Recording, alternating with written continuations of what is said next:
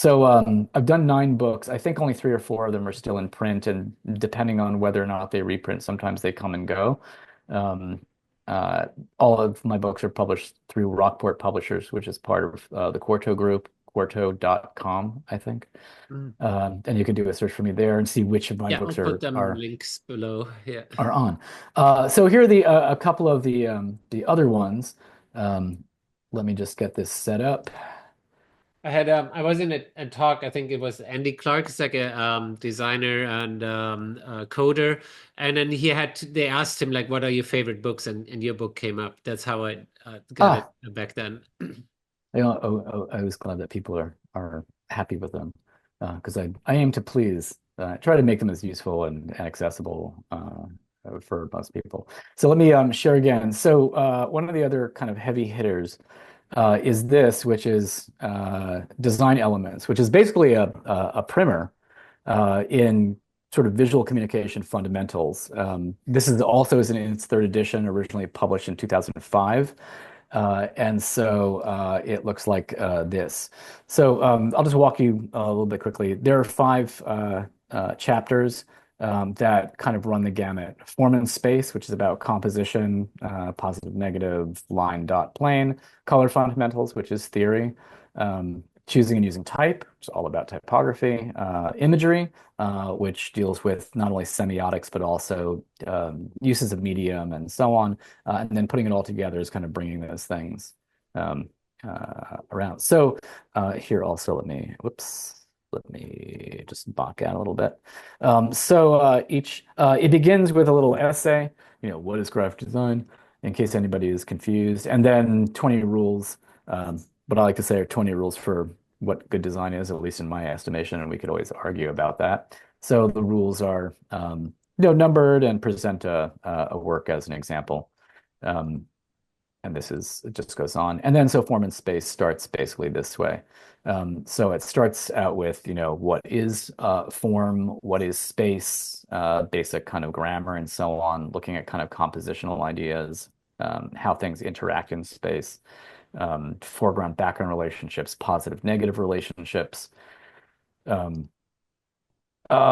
visual logic, being decisive, what it means to refine formal relationships overall, being decisive in them, and then basically the kind of the basic attributes, the dot, the line, the plane, surface activity, uh, texture and pattern, how those elements then behave in space, as well as issues of materiality. Um, how things are organized and kind of what they do. And Armin Hoffman is one of my not only inspirations but one of my teachers. So there's a lot of kind of pick up there. I pay homage to him with a number of these diagrams. Um, how lines behave in space, what they do, how planes behave, and so on. And there you go. Dealing with symmetry and asymmetry, and so on. The second chapter is all about color, which goes through the basic attributes of hue, saturation, value, and temperature. It talks about color spaces, additive and subtractive, RGB versus print, and then talks about each of those attributes in quite great depth. Deals with the color wheel, relativity, uh, working out palettes, and so on, value and temperature, and dealing with how it affects hierarchy, creating palettes to enhance a hierarchy, creating a system out of color, and so on. The third chapter is all about type. So you've probably been looking at a lot of type. And so some of this material you'll find in kind of other books. There's a book that I do called Typography Workshop Workbook, which may or may not be in print. And I don't actually have anything to show for that, but it deals with style and dealing with size and spacing and from the ground up, and then getting into kind of choosing fonts for tone, for function, combining fonts, looking at paragraph setting, optimal character counts, some of which is accounted for in making and breaking the grid. Um, Basic issues with setting rags and spacing and justification, um, dealing with paragraph separation, kind of finer points, the detailings, and so on. Type as color, or as a visual material, its texture, its pattern, uh, and stuff like that. Next one is about imagery, and this talks about different kinds of modalities, icons, indexes, symbolic imagery, visual metaphor, along a kind of a spectrum. Gets into the semiotics of imagery, dealing with different kinds of stylization or abstraction, non-pictorial image making. Um, for messaging, different kinds of medium as approaches and so on. It's a very, very dense type as image as well. And then the last chapter deals with kind of bringing those things together. First, bringing image and typography together, given that they're so different, and trying to think about ways to find kind of synergies between them in terms of shapes or structures or texture and value or kind of rhythmic movements. Um, and so on, and then dealing with type and images of different kinds, and then there's a little bit of a redux of the grid material in a much more reduced kind of presentation, um, and arranging things and grids in adaptable environments and other kinds of freeform things. So some of the material that's in Making and Breaking the Grid gets a little bit of a nod here. And then dealing with design as a system and looking at kind of the interrelations of parts, different kinds of ways of sequencing, and so on. And the last part gives you some overall systems as kind of overviews. Some of them are brands, some of them are very kind of street festival kinds of things, systems of posters, of publications, websites, and so on.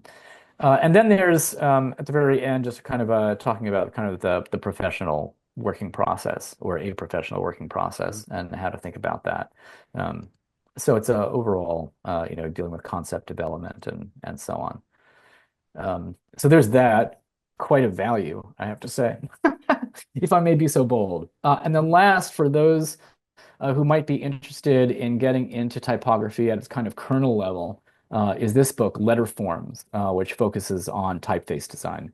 Um, and that is not so much a digital situation, but really the kind of the optics of structure based on historical models and ways of thinking about those in a way which can be, to respect the kind of the heritage of the Latin alphabet and the way that it's been designed for the past 2,000 years, but then looking for ways to be able to move beyond that.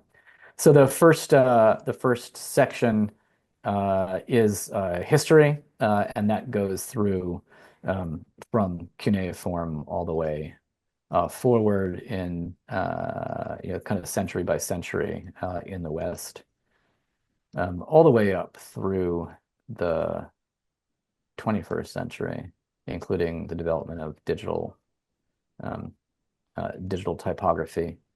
And the second, oh, I got these. Oh, good. Then this section talks about the kind of the leftovers, the legacies, is what we're left with as an understanding in general, as type designers, talking about the basic parts, the character set, um, font families, the anatomy of type, terminals and joint formation, the various kind of design variables from weight and contrast to width, posture, and so on, the basic style classifications, um, and then kind of the mechanics. What's considered good proportion? What are the relationships of the upper story to the lower story in a letter form? What's the relationship of ascent height to descent height to the X height in a typeface that are considered, kind of good or desirable or aesthetically pleasing, in our current context. And this walks through a whole treasure trove of various kinds of components, which then brings us to uh, actually the construction of things and dealing with proportion and optical relationships between letters and kind of optical relationships between kind of spacing and, oh, did I miss something? Kind of, sorry, I did. Um, kind of, what our eyes do to visual form, which is why letter form design is so kind of weird and tricky, that it's not really mathematical at all. It's very, very kind of intuitive and organic. In terms of how you're looking at, the relative widths and stroke to counter relationships and so on, how the axis of a spine in an S works relative to its central axis and if it's oblique or not. Not to get all crazy and looking at stroke formations and so on. Um, and I think that's a pretty good handy others more. And then there are additional chapters that go into kind of more invention, kind of looking at, what if I want to make a typeface that's built out of twigs, for example, and how do I make sure that that's legible, and how do I even build a typeface up from the beginning, and so on. So it's a pretty deep dive. It talks a little bit about kind of the translation from kind of hand drawing and generation into the digital environment, but it doesn't really get into like using glyphs or processing or any of those kinds of font development software.